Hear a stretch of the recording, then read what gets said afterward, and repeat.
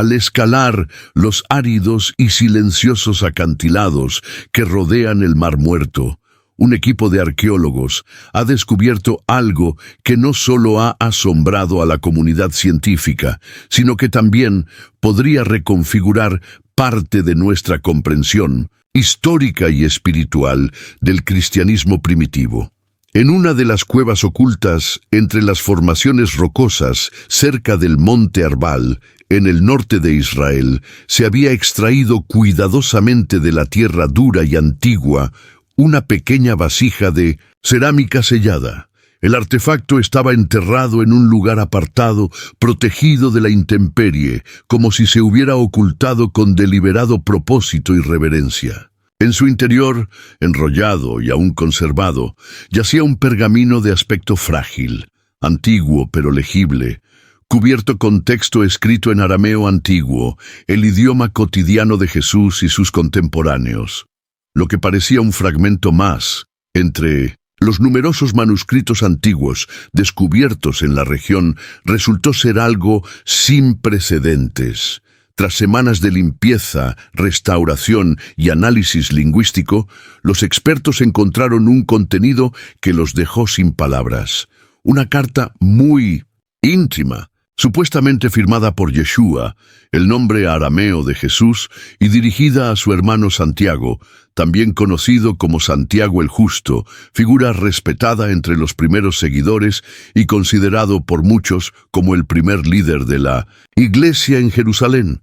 La carta no produjo milagros, no fue una exposición doctrinal ni un discurso a multitudes. Fue una voz humana, casi confesional, escrita por alguien que se mostró cansado, abrumado, consciente del peso de su misión y la soledad que ésta imponía. Habló de la verdad como una carga, como algo peligroso al ser expuesta a corazones frágiles o vanidosos. La verdad no es para la multitud, escribió. No todas las manos están hechas para soportar su peso. No todos los ojos pueden mirarla sin apartar la mirada. La carta también abordó la distancia espiritual entre él y los demás, incluidos los apóstoles. Incluso entre quienes caminan a mi lado, hay un silencio que me separa. El impacto de esta traducción fue inmediato y profundo.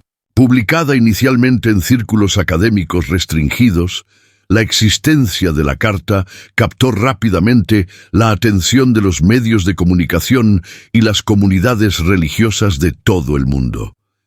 El tono visceral y humano del mensaje conmovió, incluso a quienes suelen ver estos hallazgos con escepticismo. Para muchos académicos, el texto representa una nueva perspectiva, no sobre el Jesús glorificado de los sermones, sino sobre el hombre tras la figura histórica y religiosa. Un hombre dividido entre el amor y el dolor, la esperanza y el cansancio, la firmeza y la duda.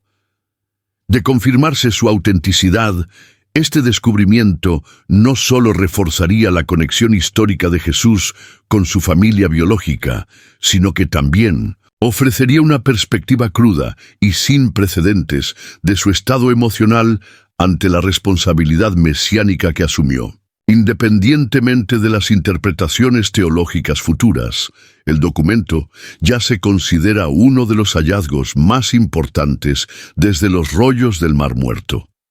El debate gira ahora en torno a su autenticidad, su origen exacto, el motivo de su ocultación y por qué un mensaje tan íntimo permaneció oculto durante 2 milenios, lejos de la fe y la historia. El estilo del mensaje hallado en las cuevas de Israel desafía todas las expectativas académicas y religiosas.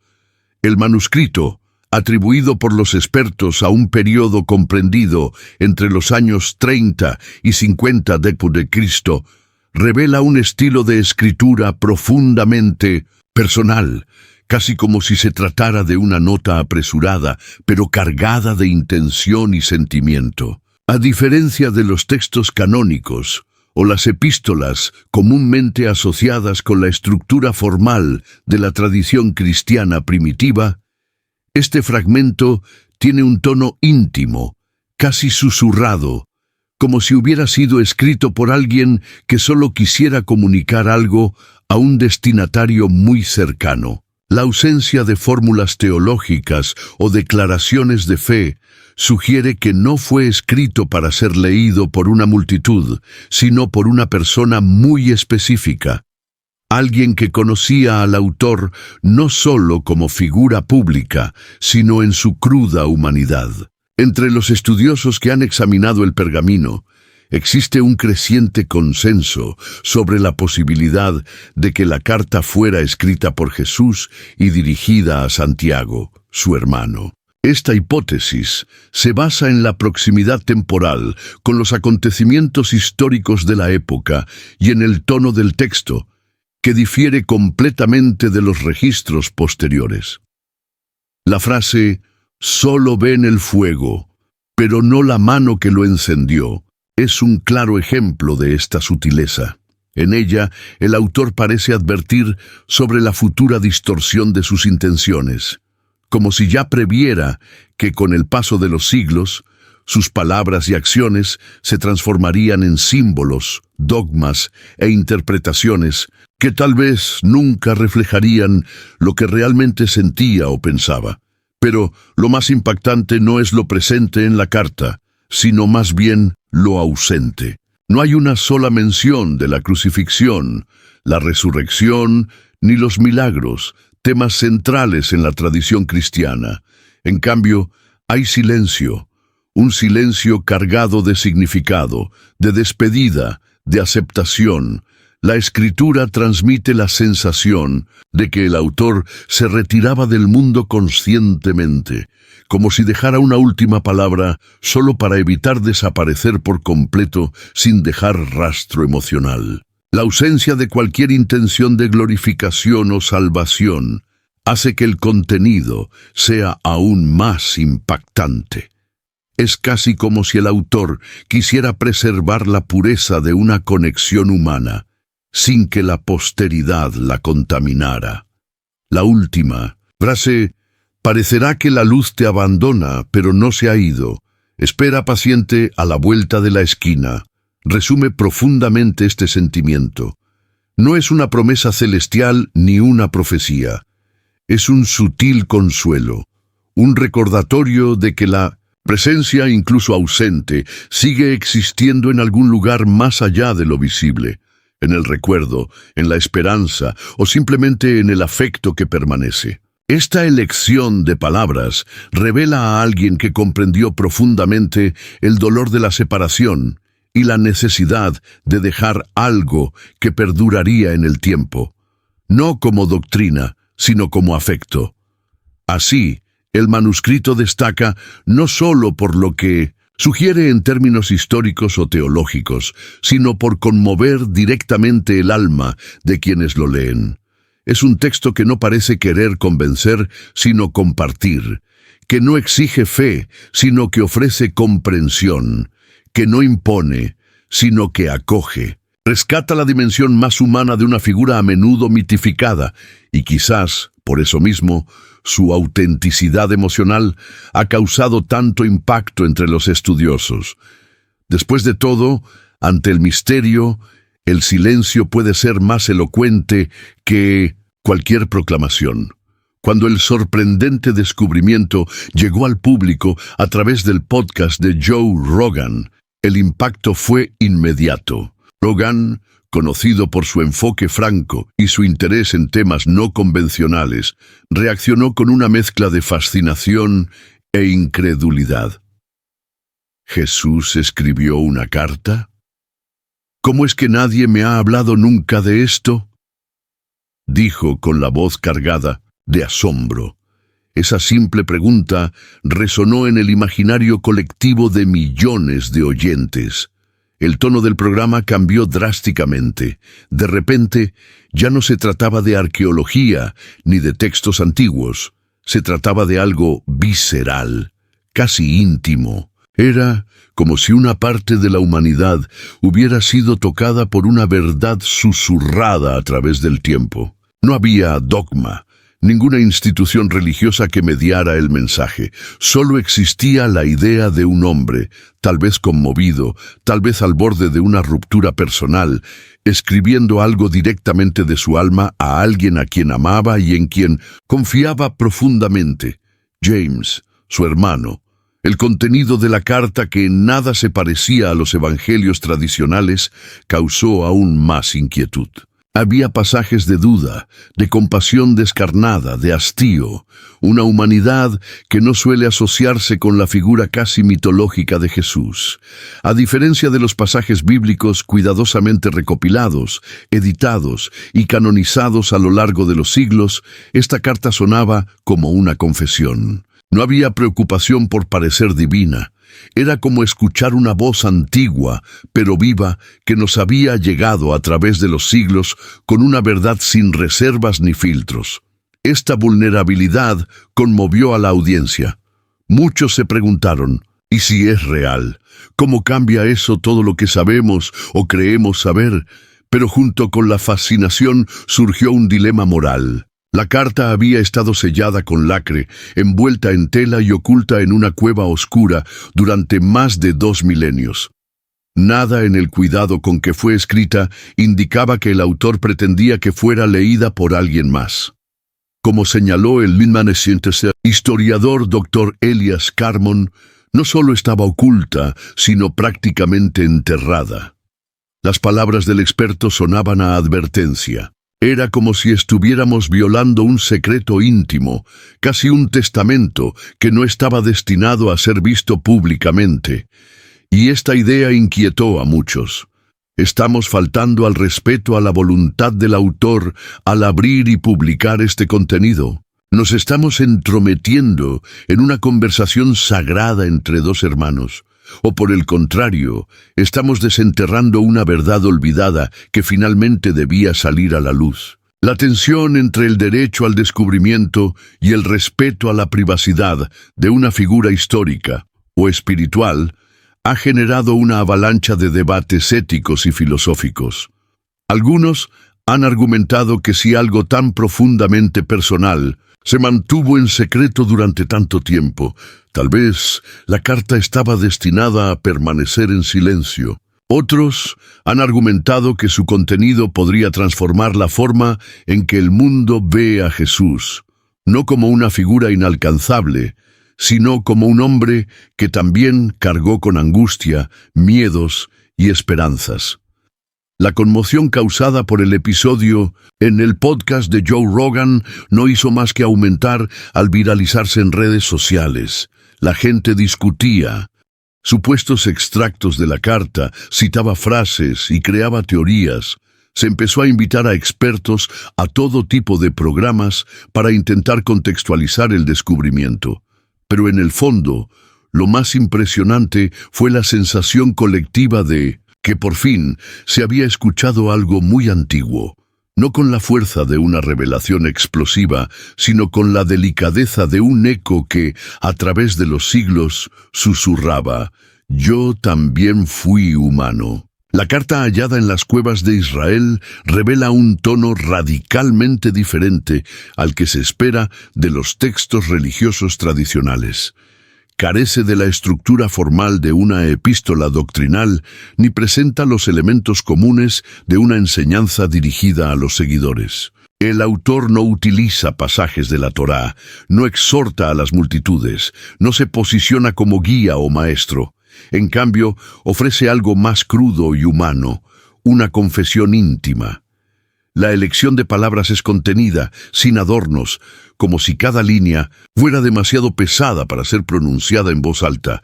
La frase «lo que no pude decir, os lo dejo en silencio» resume el espíritu de este manuscrito. Se trata de alguien que escribe desde lo más profundo de su ser, posiblemente al final de su vida, impulsado por el deseo de ser comprendido, pero sin la intención de convencer ni convertir. Es un arrebato sutil, más cercano a un diario personal, un susurro perdido en el tiempo, que a cualquier intento de enseñanza pública. Esto es lo que hace que el texto sea tan impactante. No grita verdades, sino que las deja revelarse lentamente, entre pausas, entre líneas. Y esta honesta fragilidad tiene un poder devastador. El momento de la aparición de esta carta también conlleva un simbolismo que no ha pasado desapercibido. Su descubrimiento en 2023, en un escenario mundial marcado por conflictos, polarizaciones, colapsos ambientales y dudas existenciales, le ha otorgado al texto una resonancia inesperada. Muchos académicos y pensadores han visto más que una coincidencia en su revelación en este preciso momento.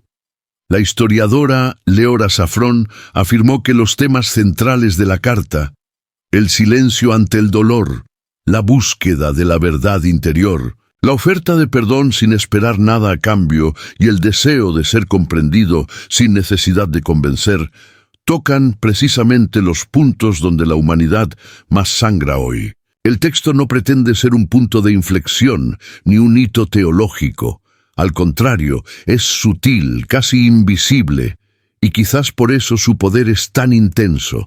No propone una nueva religión ni una nueva moral, simplemente invita a la introspección. Y en medio del ruido del mundo moderno, esta voz silenciosa, que proviene de un pergamino polvoriento oculto durante milenios, puede tener un efecto más transformador que cualquier grito. Es como si el pasado susurrara un recuerdo olvidado al alma colectiva del presente, que antes de juzgar o enseñar debemos escuchar, perdonar y comprender. La posible intención de Jesús al escribir la carta se revela menos como un gesto doctrinal y más como una entrega íntima, un aliento humano oculto bajo la figura del hombre deificado a lo largo de los siglos. Si aceptamos que el autor es Jesús, nos encontramos ante un retrato que desafía las imágenes convencionales, no el líder que conmueve a las multitudes con palabras encendidas, ni el Mesías que obra milagros, sino un hombre que, quizás sintiendo el peso del fin, decidió escribir no para las masas, sino para alguien que conocía su alma, su hermano. La Escritura revela un corazón cansado pero aún compasivo. Sus palabras no son sermones, son murmullos. En uno de los pasajes más conmovedores dice: «Perdona a quienes usan mi nombre con prisa. No son ladrones, tienen hambre». Esto es más, hay que empatía. Es una invitación a una comprensión profunda del alma humana. No acusa, no advierte, simplemente comprende. El hambre, la prisa, el uso irreflexivo de su nombre, todo esto se ve con ojos que no juzgan, sino que reconocen el dolor oculto tras los actos. La carta, en este sentido, no es un legado de instrucción, sino una ofrenda de silencio, de humanidad cruda y delicada. Este descubrimiento, independientemente de su autenticidad factual, nos lleva a un punto donde la fe se encuentra con la introspección. No exige aceptación, ni nos pide que cambiemos nuestras creencias, más bien invita a la contemplación. De ser cierto, no solo transforma nuestra visión de Jesús como figura histórica, sino que transforma nuestra perspectiva sobre la espiritualidad misma. Muestra que incluso los más venerados pueden tener dudas, necesitar retirarse, sentir que hay cosas que no deben decirse en público, pero que deben decirse, aunque solo sea una vez, incluso a una sola persona. La revelación de la carta es, por lo tanto, un reflejo del silencio, de un hombre que quizás prefirió escribir cuando las palabras ya no tenían cabida en los altares. Joe Rogan lo captó acertadamente cuando dijo: «Es como leer el diario de alguien y darnos cuenta de que tal vez nunca fue para nosotros». Hay sin duda cierta incomodidad sagrada en esto, como si interrumpiéramos una oración, una confesión escrita en el umbral de la existencia. Y, sin embargo, aquí estamos, con la carta en la mano, con el tiempo suspendido entre el pasado y el presente, con la sensación de que algo nos ha llamado a través de los siglos, y con la inevitable pregunta susurra el pasado al presente cuando estamos listos para escuchar.